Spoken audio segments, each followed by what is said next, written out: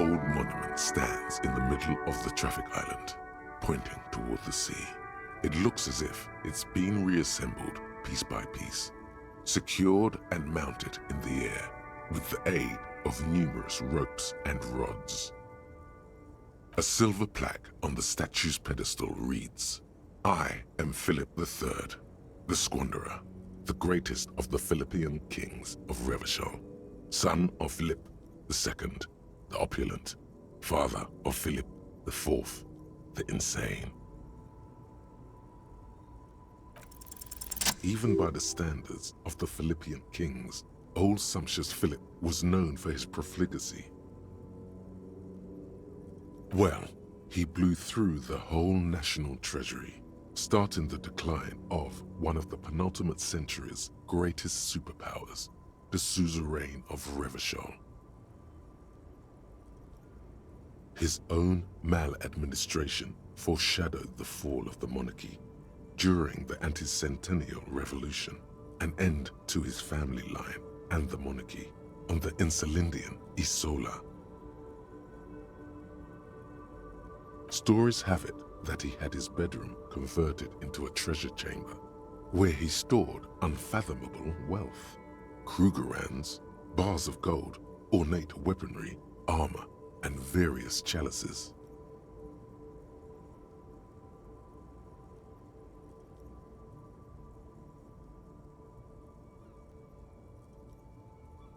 He called it the Sol Aurum. It was obscene. There were whispers he slept on a huge pile of gold-dipped feathers, like some obese dragon, instead of a bed, like a normal person. The man certainly knew how to live.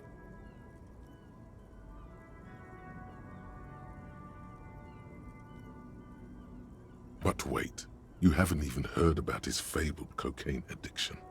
You see, old Philippe wasn't just good at squandering the national treasury on gold and ceremonial weaponry, he was also a prodigious snorter of nose candy. That's what the revolutionaries said 150 years later, right before they emptied out the royal mausoleum and dumped His Majesty's mortal remains in the Insulindian Bay. Cocaine. His Majesty's courtiers said it helped him connect with the higher realms beneath the cold waters of the Insulindian Bay, thrown there by the revolutionaries after they cleaned out the royal mausoleum. The original was blown apart by communards, then further damaged during the landing of the coalition's airships during the turn-of-the-century revolution, when Martinez was leveled. Most historians think the coalition's hasty landing may have ultimately saved the statue. If the communards had more time, they would have reduced it up to even finer pieces. Some years ago, a group of liberal, artistically inclined individuals, designers mostly, thought it would be ironic to restore the statue of the most wasteful ruler of Revachol in the poorest part of the city. The statue is supposed to capture the moment it was blown apart, like an instant frozen in time, a rare butterfly trapped in amber, floating on a sea of shit. People in Martinez tend to disagree, as do many prominent art critics and thought leaders with more nuanced social awareness than the young ironists. Those critics might have it wrong though. There's more to it than just ironism, but you can't say what precisely. Perhaps this art mystery will be solved at a later time.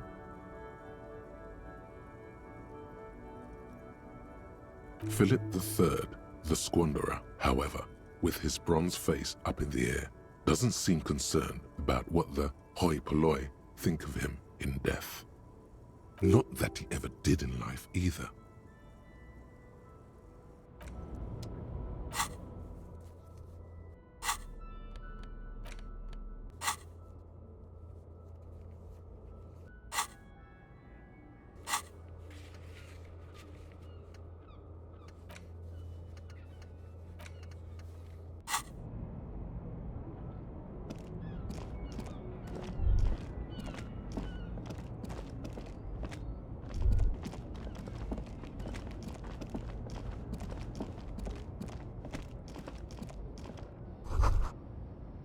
A Stars Ryko, one of the finest Zhimsk-made motor carriages ever. An oldie, but a goldie. Not many people outside of Grad, and Revachol West too, it appears. A Stas Ryko KK2. That's a classic model. Never thought I'd see another one repainted after what happened last time. An old case for my precinct. A couple of Zhimsk migrants saw a Stas Ryko stopped in the street, painted just like this, muddy brown. Murdered the driver on the spot. They said it was an honor killing, Hussar style. The Zhimsk community protested the trial, flying the banners of some old king or whatever. 5,000 came to protest. Correction. 4,395. The fourth largest public protest of a criminal trial in Revachol.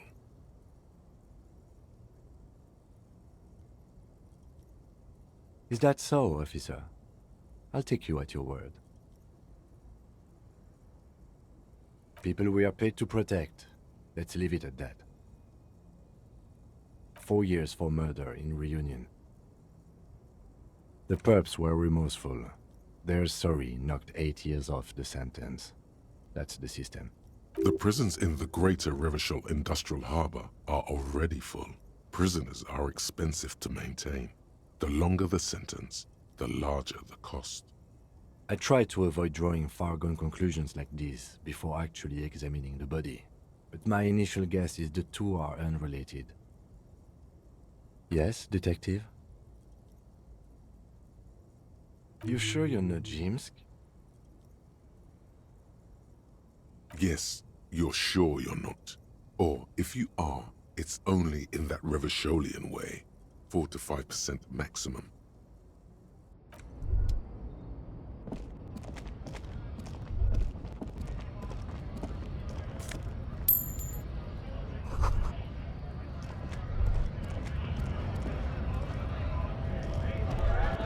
Bastards! We have a right to work! Hold up and stay frosty, everyone. Cops are here. You here to fuck with us? Beat the honest worker down. We're here to fight for a cause. Stripes usually have problems with people who have causes. Ha! Couldn't handle us. The cause gives the workers strength, gives them power.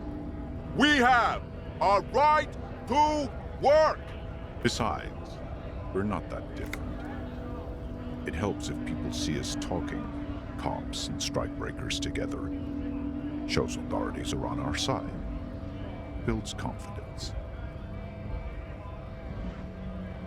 Rights of people, rights of workers, to have gainful employment, to make a salary, and feed their families. His manner of speaking is wooden, the tone of voice bland and uninspired, almost as if compiling replies from a set of learned phrases. Might be time.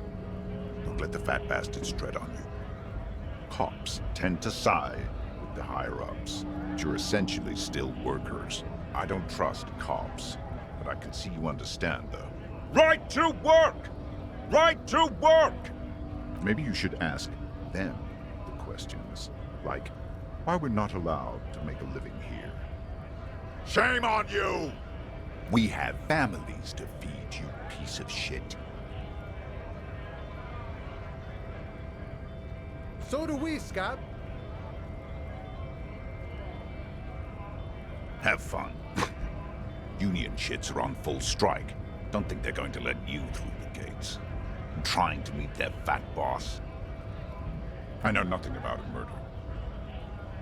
The mention of a killing sends a barely noticeable shiver of tenseness through me. Interesting. What are you talking about? I'm not tense. Yes, he's tense. Right to work! It's shameful. Cops doing nothing. You should bring backup. Open up the gates for us. Blockading gainful employment for workers is a crime. We are not picking a side in pity. Let us work!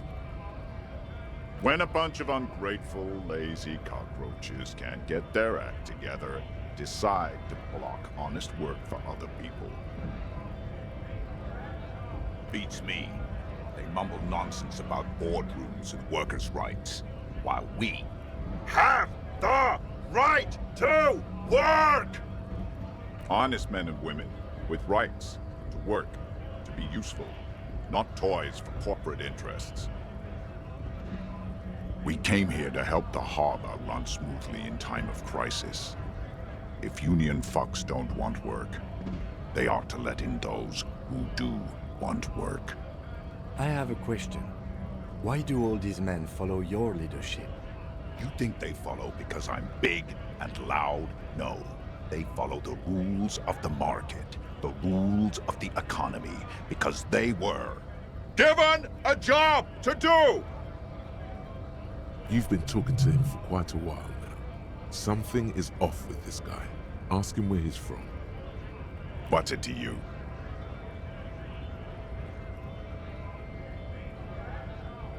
Am I a suspect? Done no crap. Every once in a while, it's like you can see glimpses of another guy under the guise of this fighter for jobs. He seems a more brutal, cunning, and suspicious person. Just a hunch. Or you just might be paranoid. We're all workers, right? Workers stick together. Came from the eminent domain, in Jamrock. Backgrounds in odd jobs, heavy lifting, cargo hauling, bouncer work. I know the drill.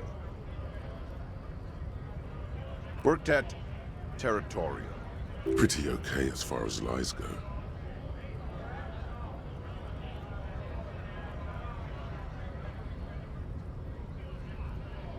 We're done here. I have a strike to break. Right to work! Things are busy enough. You going to waste less of my time? The hulking man oozes stark skepticism. We were promised work. We'd be in there, working. If the main gate's locked, would take heavy ordnance to bust it open. Could try to get in through the secretary's office. Door's locked. The guard's blocking the way to the access panel. And I don't mean the scrawny mess punk either. I mean head measurer. Or whatever he is. Huge Seminese guy standing up there on the overhead passage. Won't let anyone by. The access panel is right behind it. Bad. Standing on a narrow bridge, he's got a strategically advantageous position. And he's trained. I don't know how the Union has a trained killer up there. But that one's no joke. And my men are tired and hungry. They're workers, not fighters. Why don't you go arrest them instead? I'm sure they've done plenty of criminal shit. They have that look. It would be better for the neighborhood if you went home, at least for... No! They will give up eventually. Or get drunk.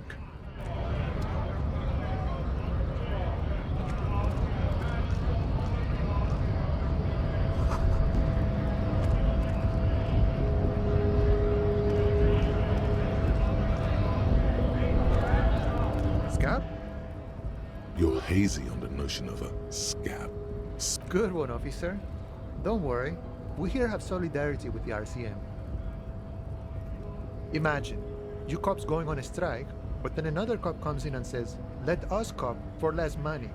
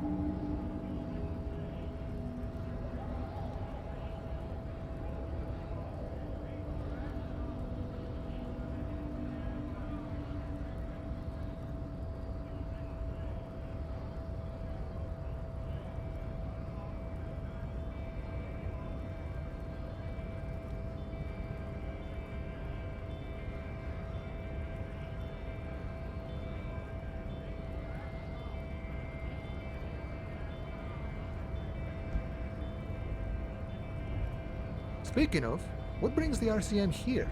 To the Wild North? Come to see the strife? My friend, I respect the right to roam. The open range awaits. I don't operate in that capacity. I'm not a granter of passage. The passage grants itself. If it's so simple, why did the scab leader warn you of the guard? Aye. Walk right past Measurehead and go in.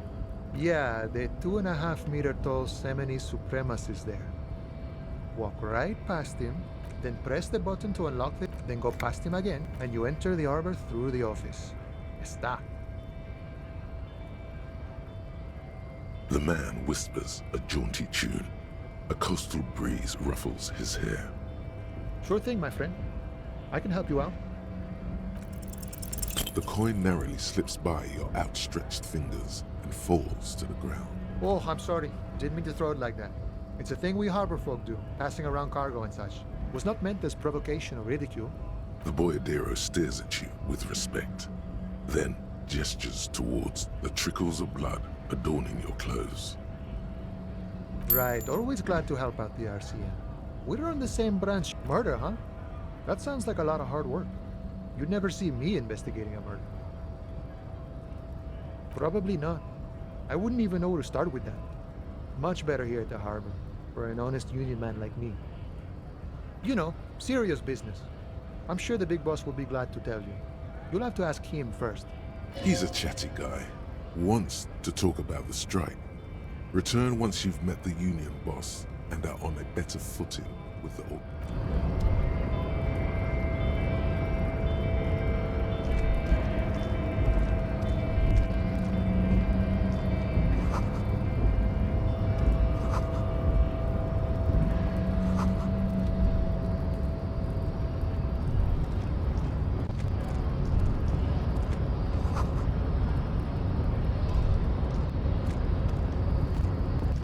Nobody betrays your degeneracy. Yeah, Measurehead. His body totally betrays his degeneracy.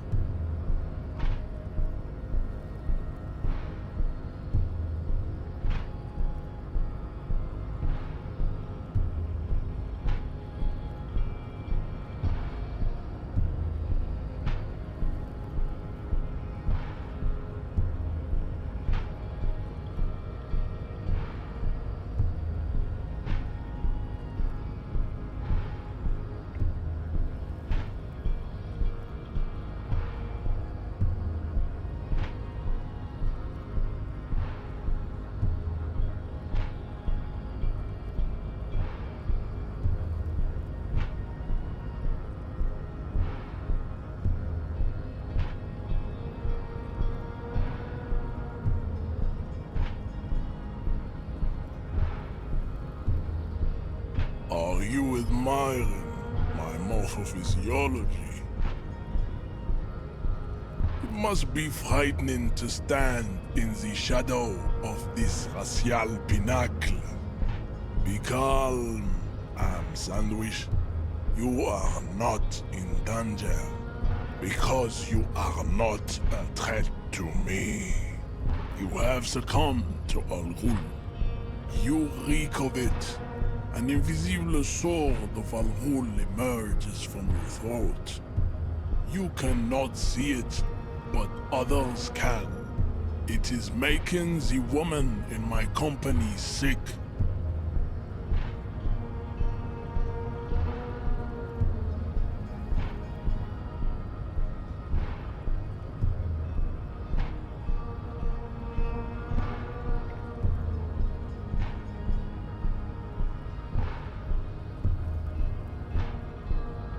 It's not good. No, you don't. You need to get another drink. Occidental Haplogroup B4 is done giving orders around here. The influence of the ham sandwich race is waning.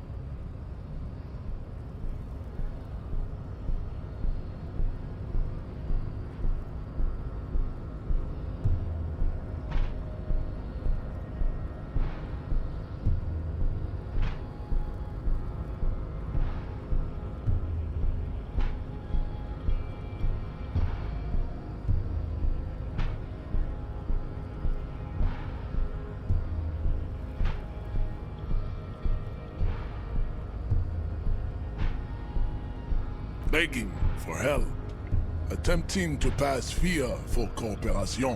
How far the Occidental Haplogroup has fallen. You gave the world eugenics, electricity, and powerful weapons of war like missiles and aerostatic aircraft. You made great gains in metallurgy, race theory, and statecraft. You dominated lesser cultures, like the deformed Hemians and the inexplicably potato-obsessed Khoikos. But now you will be superseded. It is, baby, yeah. You know it. There is a button right behind him, just out of reach. It must. Enough. Bring your troops to the Simonine Island. You walls will... There may be a peaceful solution to this. You could. The best idea. Ask what kind of races there are first. Do you? The lieutenant looks toward the harbors. You are obviously a liberal, Sayerite. A polyculturalist. I can see it from your love of microtechnology and your sartorial choices. Do not deny your friend the truth you have denied yourself.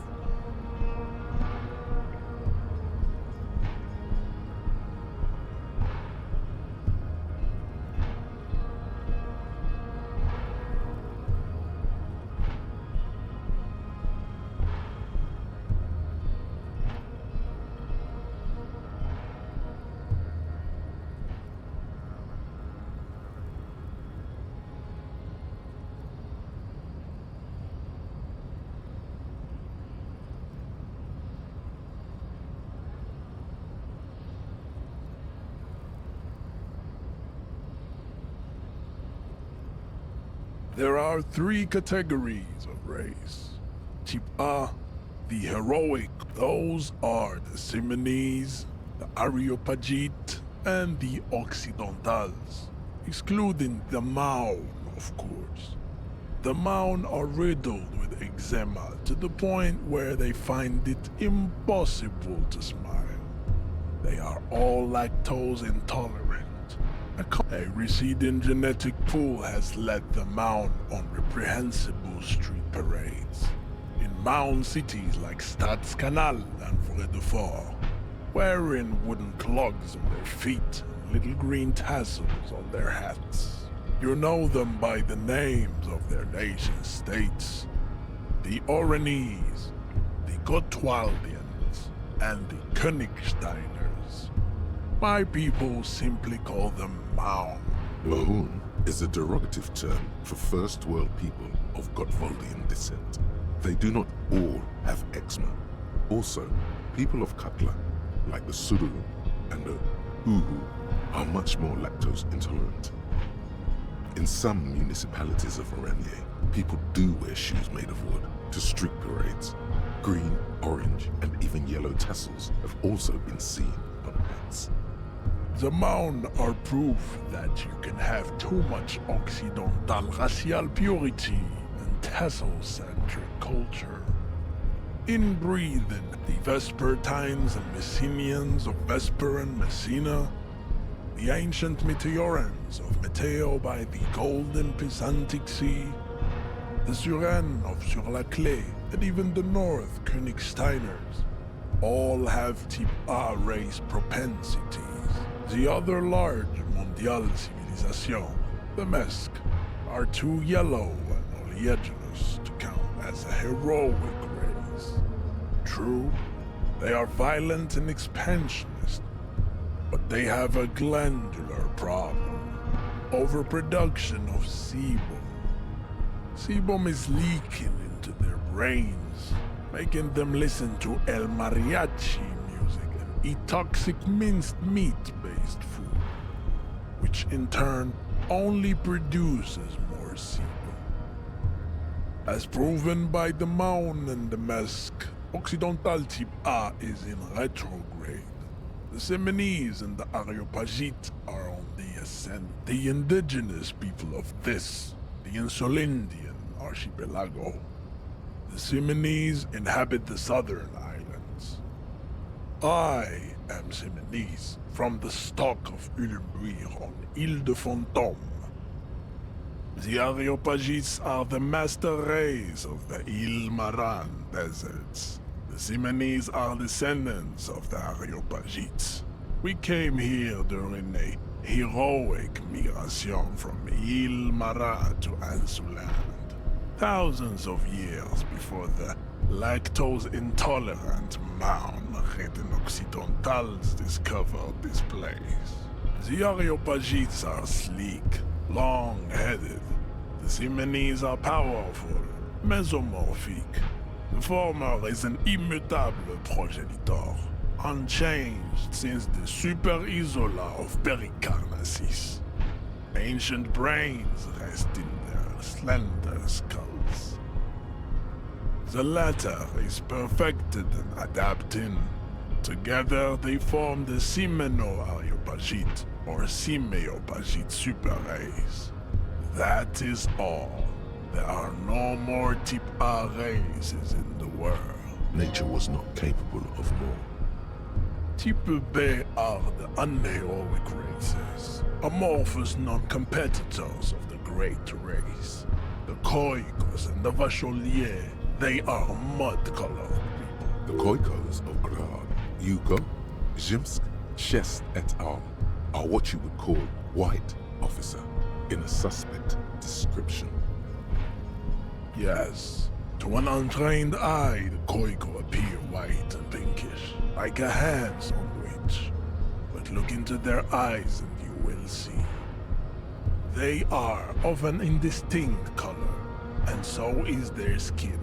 Unhealthy, muddy, and ashen. Pinkness is a racial quality that has to be earned through centuries of advanced ballistic warfare and cultural domination that the Grad people have undergone for drinking Al-Rul and smoking the degenerate tobacco herb, and for eating potato. The Khoiko, the countless micronationalities of Grad, are all inexplicably obsessed with potat. The only thing they like more is dividing into microscopic ethnostates, like political amoeba. Wouldn't he be one for ethnostates? They are microscopic. The Semeno-Areopagite superstate will cover its leaders will be the genetic epitome of the Simonese and Areopagite stock. The Revacholians, halfway between type A and the racial cauldron. Two makes to know right from wrong. You tried your degenerate little revolution, which was the single greatest failure committed by humans in our 82,000-year history on this planet. Is it 82,000 years that we've been recording history? You have very little idea of what is happening, but that seems a little off. The mysteries of the people of this planet are a tragedy that has played out countless times over, like a fever dream of skin, hair, and bone. Wait, the revolution came to Ravachol from Grad, in Zarath-ridden potato carts. It is literally an illness, a prion disease that leaves the parietal and frontal lobe ridden with holes. A soft, sponge-like mass of dementia, hallucination, and paranoia. The revolution is fatal familial insomnia, a hereditary prion condition passed from the Khoiko to the Occidentals. But not sexually. Probably through trade routes and enough of Tibet mediocrity. Tips CF are a museum of failed chimeric experiments and tragic maladaptation. It would be cruel to entertain ourselves with their "you understand nothing."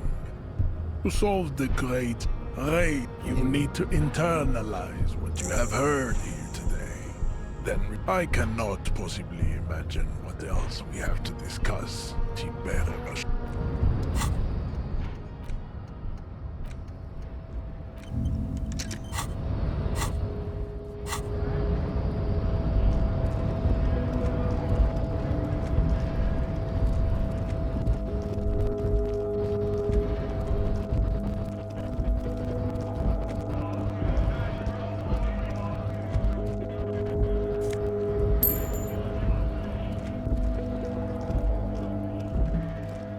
Welcome to Revachol. Don't you welcome to Revachol? Every school of thought and government. It's men like you. What he means is, fixation on the Revacholian nation makes it harder for Revachol to actually attain self-determination. Oh, come on, man. I just said welcome to Revachol. It's a lorry driver thing. I know exactly what you meant. But you see, I'm an officer. Silence. Your partner needs backup. Now's your moment to shine. You two make a cute couple. You know that? The lieutenant exhales and resumes. Whatever you say. It's about biological determinism, natural law, the sorting of the races. Not the most popular topic nowadays, with the coalition in charge and all. You might want to change the topic. That is, bury your head under the sand like common sheep. I'm not just racist. Look, I've read books, huh? The science of racial theory has all been proved, even if some people don't want to accept it. People who've studied these things say that you and me are superior by design, so naturally, open your eyes. Haven't you noticed something different lately? This concerns you, policeman, so you better be vigilant. The damn kids are showing up good lately. Same with the mosquitoes. And the other intruder species too. They're on the Cultural victory? What is this then? It's true. Also, you need to realize the dangers of mixing races. Who knows what might happen if people don't push your luck. Run.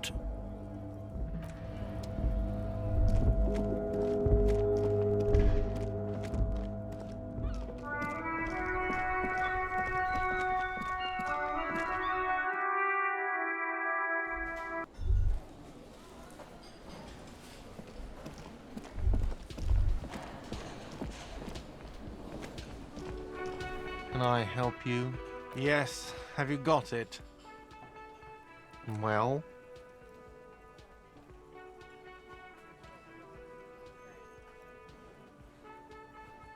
Great. Thank you, officer. That's all I wanted. Payment for services rendered. He's not sorry about his behavior for your sake. Now that you have money, he really wants to make sure you're not angry with him. It's good you paid before 9 p.m., or your door would have been locked electronically. Please pay for each night in advance starting tomorrow. 20 real per night. I'll take a room here too. Of course. Always happy to have officers from the RCM as guests. Anything else I can do for you? Another thing. Great. Yes? Wait, what? Yes, the bird. I found it lying on the floor with a broken... You broke the skewer! I assure you it was him. It's as if he can't decide whether to be angry or relieved that it was you. Again. Why on earth did you have to break the skewer? I can't believe it. I was so sure it was Sylvie. Even worse, I thought she was trying to send me a message. Symbol of hope and all. A tender type of hope. Something stirs in you. Perhaps this is why you broke it. All right. Did she say anything else? About me, you know? Did she say anything about me? Really? I should give her a call then. Thanks, I guess. Was there anything else you wanted, or... Or can you give him a moment?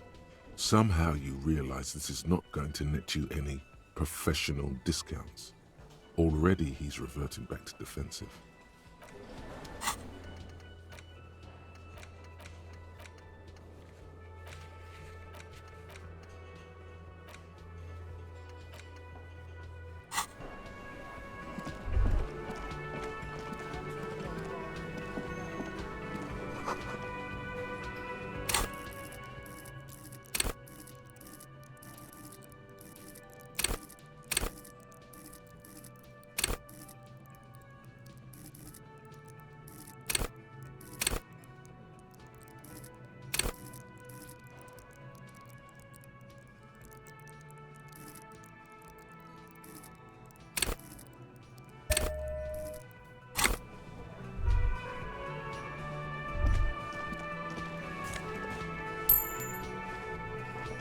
A thin man is smoking below an exhaust hood, occasionally sipping from his mug. This must be the Whirling's cook. As you step in, he nods toward the table and says something in a completely foreign language. The only words you can make out are Garancy and Quebec. Okay, it's definitely not his name. Whatever you do, please don't call him Garancy Quebec. Please, it's not funny. The man puts his cup down and replies something. He smiles and bangs his ladle against each of his pots in turn. It's almost like music, especially with the sounds of assorted dishes boiling and simmering on the stove.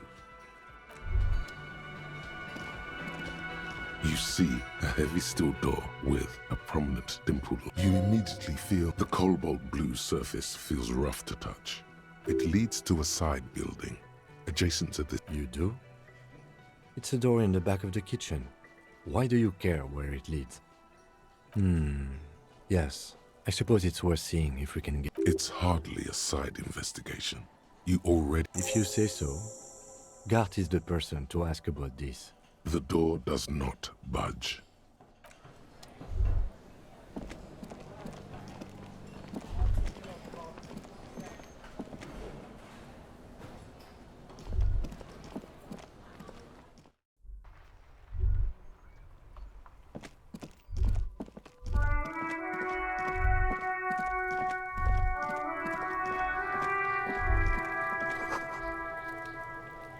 This trash container is... We could try using a pry bar. Though we might want to ask for a key from the manager of the...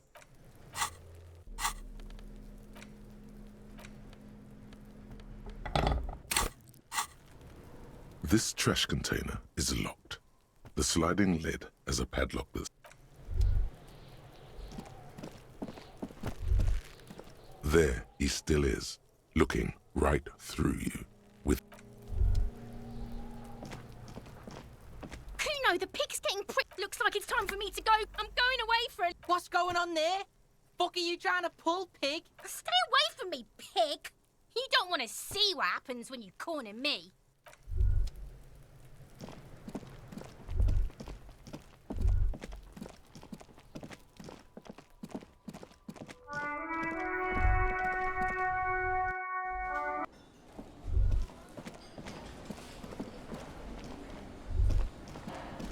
Can I help you? Mine? No. Thank you for clearing that up.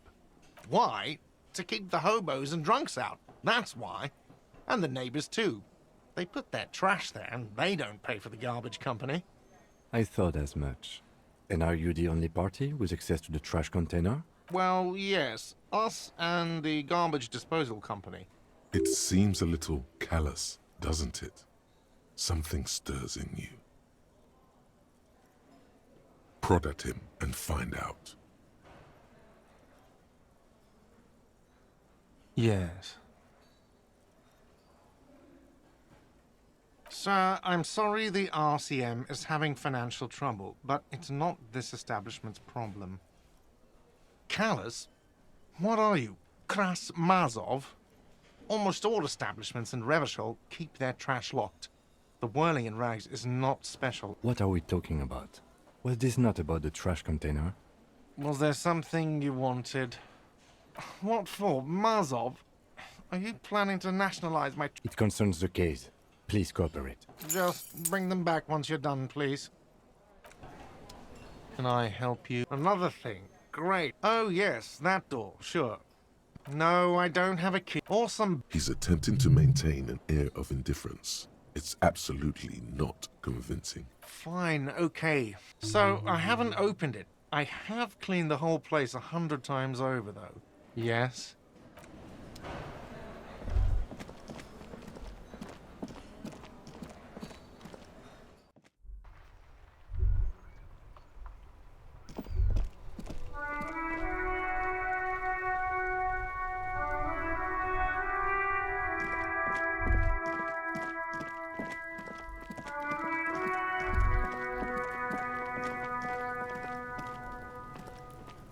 This trash container is with a well-oiled crack The lock pops open.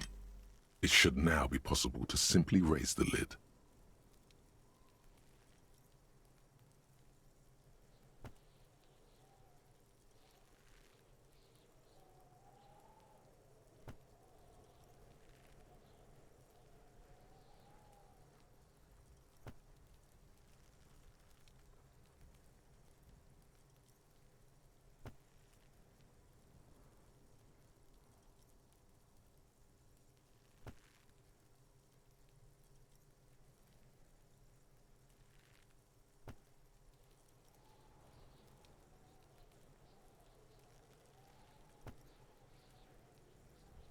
Don't.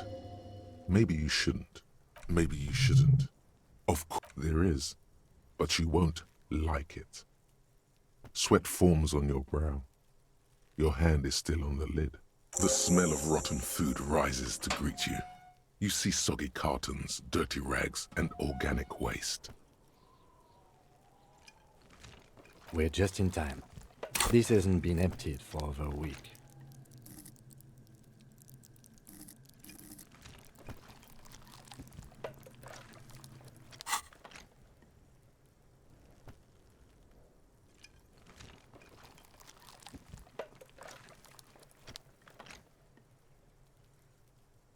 It's just organic waste, cold and slimy on your hands. Apple and potato peels, mostly. Unidentified sludge, and the occasional chicken bone thrown in for good measure. But hey, nothing. It's nothing. Nothing more to see here. What's this? A blue piece of plastic sticks out from the apple peels. It's shiny. Looks like the corner of something. Something larger. A clipboard. A blue plastic clipboard with moist papers hanging from it. They look badly damaged, but you can still make out forms and notes, written in a man's handwriting. Officer, is that your paperwork? It is. Look, the plastic has the RCM street grid on it. You've even got an autopsy form in there. If you don't mind me asking, how did this get in the trash?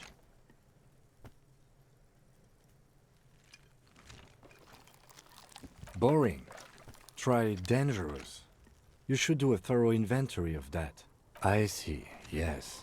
You are what we call a badass, aren't you? Wow, went off script there. Getting your ass handed to you. You shouldn't go picking fights if your rhetorical faculties haven't suggested it. Tell me, does your badass see more in there, or are we done here? Oh, yes, and it would also be appropriate to start taking notes on the case. It's what cops do. You see, milk, an egg rest with one broken egg in it, some pasta wrapper. Picking up the soggy packages somehow feels familiar. A box falls into pieces in your hands. Batiste Soleil cereal. There are plastic pasta packages below, and turbo noodles. Nothing of note, however. Among the threadbare kitchen towels, something catches your eye. A pair of denim trousers. As the legs of the slime-covered jeans begin to unspool from the garbage, a rank corpse smell fills the air.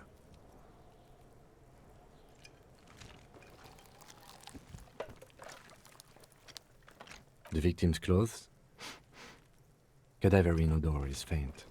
If these belong to the deceased, they were removed when he was still in the early stages of decay. Drop them in here, officer. Guitar marked blue jeans.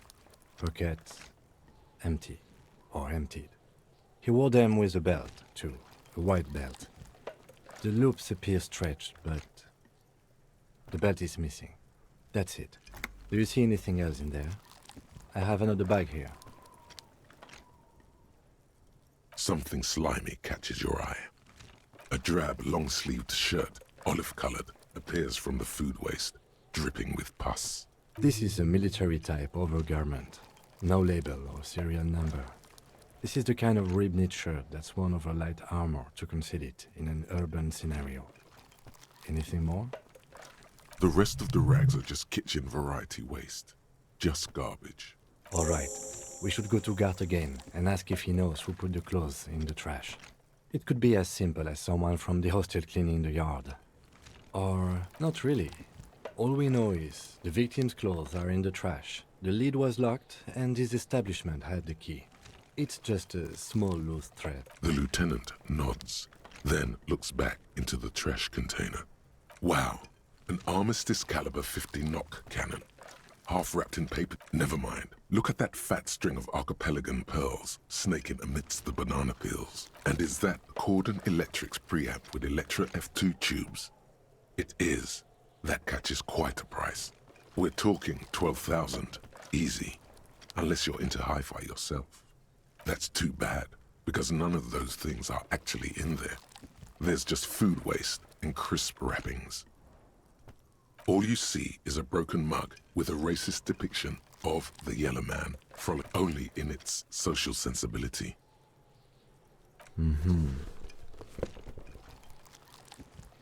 The container sounds a muffled gong. That's one thing off the list. I think we got it all.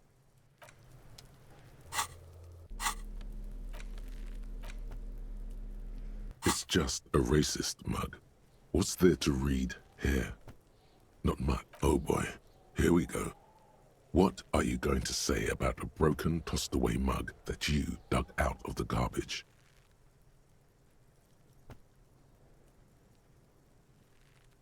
If you want to earn some change by guilting people, go for it. But if you want to earn real dough, finish the case and start getting paid again.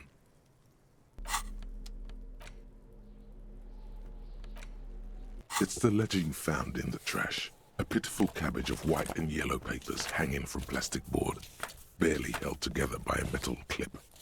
This sad display is made complete by the faint smell of urinal cleaner. There's a piece of toilet paper, or is it cleaning tissue? No, it's toilet paper, desperately sticking to the back of the blue plastic clipboard.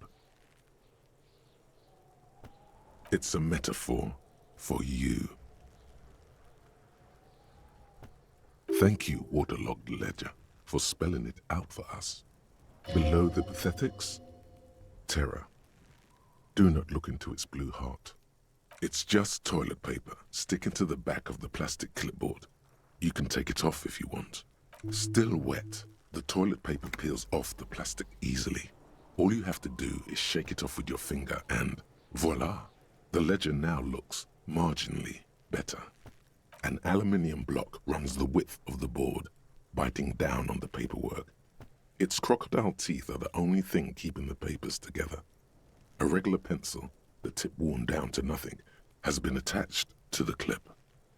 The surface is interrupted by a silvery sticker. It's rectangular, sparkling with iridescence. You don't know how you didn't notice it before. It is similar to the RCM watermark on your blazer the lieutenant mentioned. Didn't he say something about the headlights of his motor carriage? What? Yes, halogen watermark used for adding information to RCM property. It depends. Aside from an anti-counterfeiting stamp, mine has my station number and address. The information varies by date of issue. Maybe yours will have how many cases you've solved. How many years you've been on the force, he's thinking. It'll have that. Any capable light with the right wavelength will do. Yes, RCM vehicles have had lights tuned especially to reveal halogen watermarks. This means you can read the watermarks if you just turn the lights on. Okay. While a bunch of sodden papers sag from the clipboard in your hand, the acidic stench of rotting food is rubbed off on the cellulose. It now forms the base of the experience. This base surrounded by a faint air of spoiled meat, the stuff of death itself, and then sprinkled liberally with the citrus zest of toilet cleaner. It's made of dark blue plastic, hard enough to beat someone to submission with. The edges are rounded, however. The U4 size board feels thick and heavy in your hand. Light shimmers on its wet surface. On the back you see the embossed letters, RCM. Blue. The blue heart. Don't look into it. Something rattles inside, ever so lightly. Is there A hidden compartment? Permeables. It's not hidden per se. The compartment is made for permeable materials that would get damaged if something happened to it. The plastic shimmers like lapis lazuli, but it is not see-through.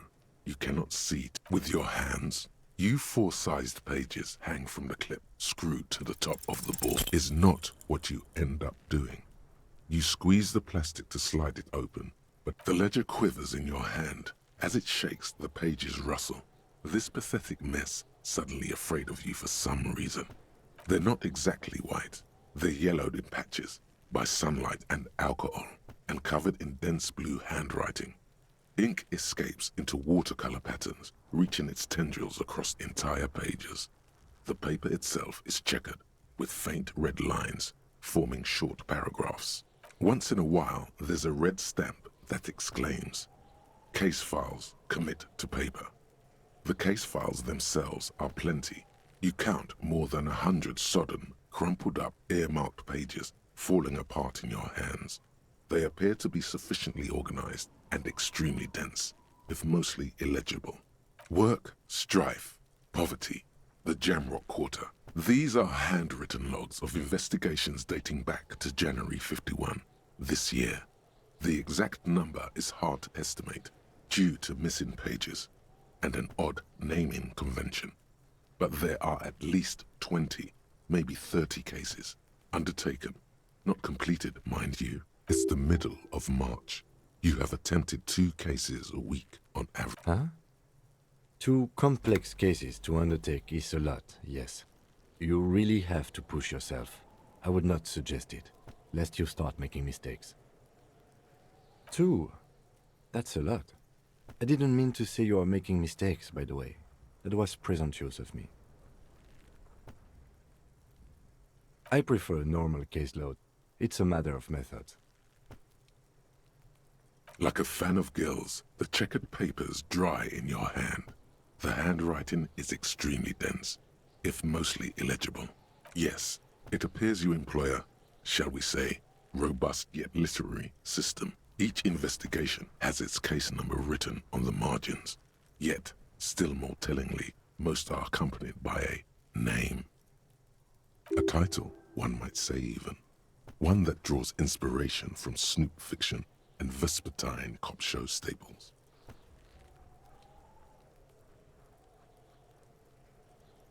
Yes, all caps. One is called The Next World Mural. Another, The Square Bullet Hole Murders. Another yet, The Unsolvable Case. Others appear more light-hearted.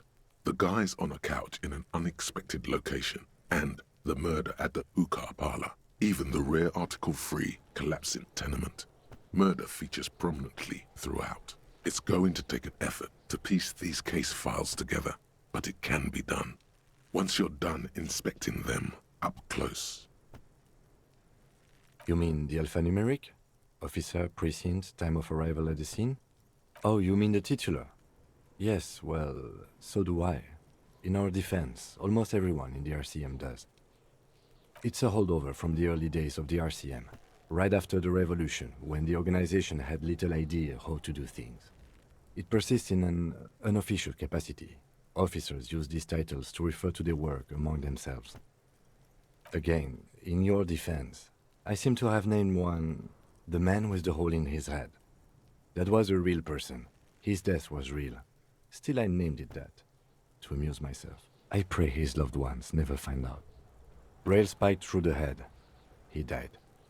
It was a workplace accident. There is, for precisely one more.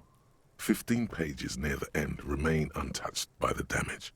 The checkered grid forms a structure of passages, breaking the case into subtasks to accomplish.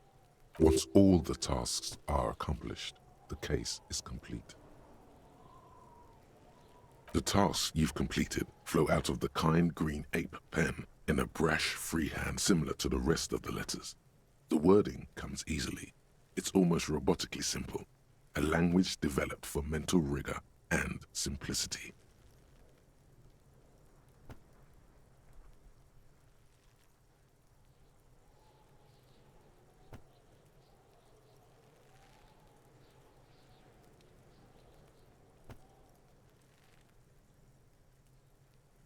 Inspect the victim's body. Interview the cafeteria manager. It's not exactly poetry, but poetry would be out of place.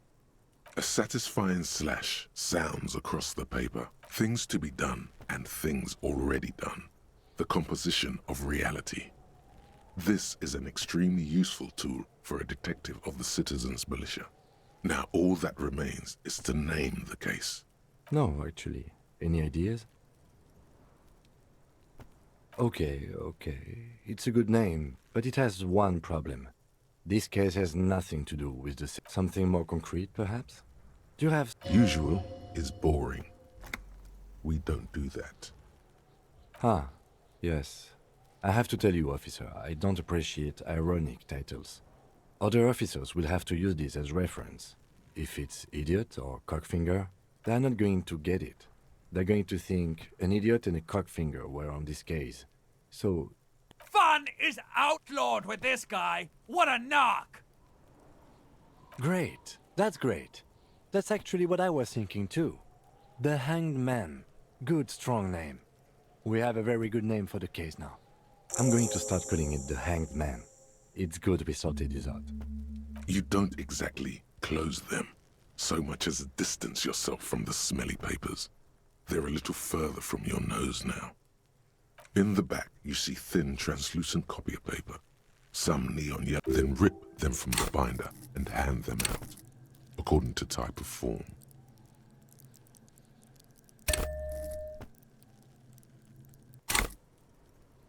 Three. The topmost are misconduct fines, the middle ones are station calls, and the bottommost are field autopsy forms. Each is easy enough to make sense of.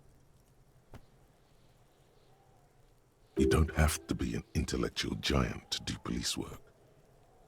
The rest of the stinking cellulose is much worse for wear. Being sandwiched between the board and the rest of the paperwork must have spared the fragile copy of paper.